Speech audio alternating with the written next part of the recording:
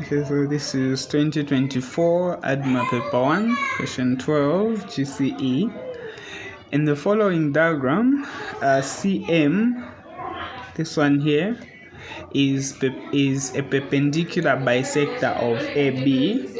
So this means this line is cutting AB in two equal parts. As you can see, we even have these things to indicate that. And BC, this line here, is parallel to a line with equation 5y is equal to 5x plus 4. So that means this line is parallel to some line with this equation. So you can get the gradient from here to find the equation of this. And then the coordinates of A and B are 0, 2 and 4, 0 respectively. Find the coordinates of C. So to find the coordinates of C, you have to find the equation of this line and the equation of this line and then solve them simultaneously. So to find the equation of this line, that's easy. You can just find the gradient of this and then the midpoint. Remember that the midpoint of this line lies on this line, the perpendicular bisector. So once you find the gradient of this and the midpoint, you can use the 2 to find the equation of this. So let's do that. So the gradient of AB is given by y2 minus y1, everything over x2 minus x1.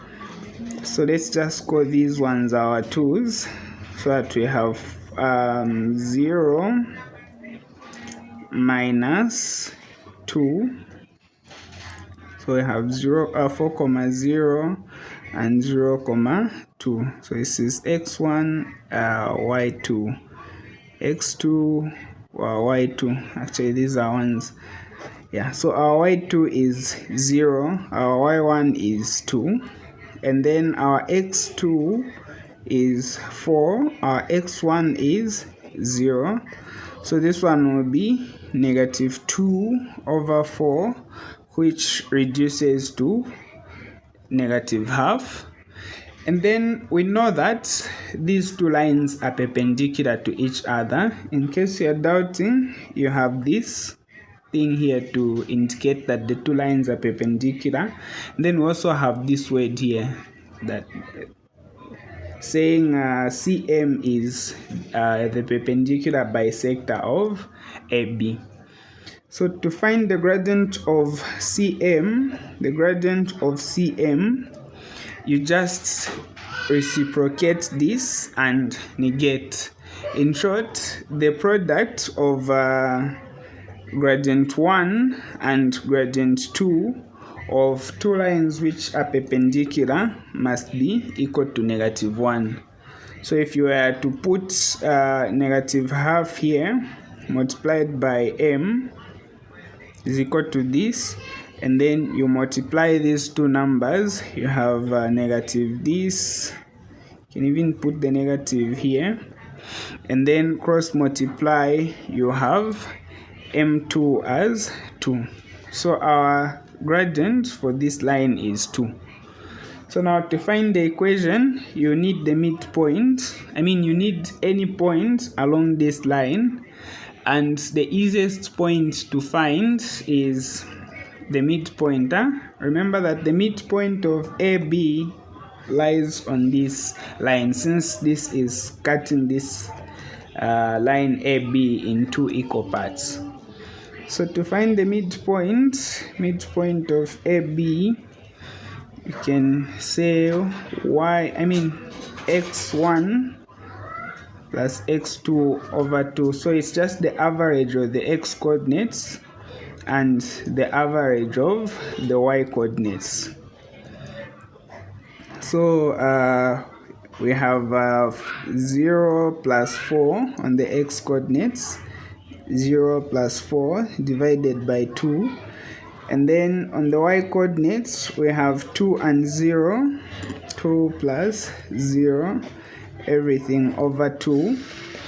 And then 0 plus 4 is 4 over 2, comma 2 plus 0, you have 2 over 2. So this one will be 2, comma 1. So we can use this point and this gradient to find the equation of this line. So the equation will be, I think the best method here would be the gradient method. Gradient is given by this one here, y2 minus y1, and then x2 minus x1. And by the way, you can use any method of your choice. So I've just decided to use this since we have the gradient and we have one of the points. So on the m, you can have your 2, and then on the y2 just write y, and then y1 is 1, and then on the x2 just write x, and then on the y1 x1 you can have a 2 like this. And then once you cross multiply and simplify, then you have the desired equation. So this multiplied by this will be this, y minus 1 multiplied by 1 is the same thing. And then this side we have 2 multiplied by x minus 2. So you can say this times this is 2x, this times this is negative 4. Then you can say y is equal to 2x minus 4. You take the minus 1 to the other side, you have this. So our first equation is y is equal to 2x minus 3. So the equation of this line is y is equal to 2x minus 3. And then to find the equation of this, you know that this line is parallel to this line. So when two lines are parallel, it means they have equal gradients like this. So the gradient of this is exactly the same as the gradient of this. Then we have this equation there. So if you can just make y the subject of the formula and write this equation in the form y is equal to mx plus c, then what you have here is the coefficient of x will be the gradient. So let's divide through by 5 so that we get rid of the coefficient of y here. So that y is the subject of the formula. This one into this is just the 1. So we have this. So the gradient of this equation is a 1. This one here. So since it is parallel to this, then the gradient of the line BC is equally 1. And then we have a point on BC which is 4, 0. So we can easily find the equation of the line CB. So to find the equation of the line CB, you can use any method of your choice. Let me use this one this time around. We have this point and the gradient. So on the y, we can put a 0. And then on the m, you can have your 1. And then on your x, you can have your 4. And then plus c. So we are now solving for c. So 4 times 1 is 4 plus c. Then when you take the 4 to the other side, you have c is equal to negative 4. So the equation we are looking for is y is equal to, our gradient is 1. So instead of saying 1x, we can just say x. And then our c is negative 4. This is the second equation. So this is y is equal to x minus 4. So now to find the coordinates of the point C, all we need to do is solve these two equations simultaneously. So we have y is equal to 2x minus 3, and then y is equal to x minus 4. You can use any method of your choice. Substitution would be the best, although elimination will work just fine. Let's use elimination. So you can just subtract since we have the same coefficients there. So y minus y is 0, and then 2x minus x, this is x, and then negative 3 minus negative 4, this will be 1. So that means x is equal to negative 1. And then to find the y coordinates, I can use any of the two. I think I'll go with the second one. It's much easier for me. So you can say, so x is negative 1, and then minus 4. So that means we have a negative 5. So the coordinates of C are, please don't forget this conclusion, you're not just solving for x and y.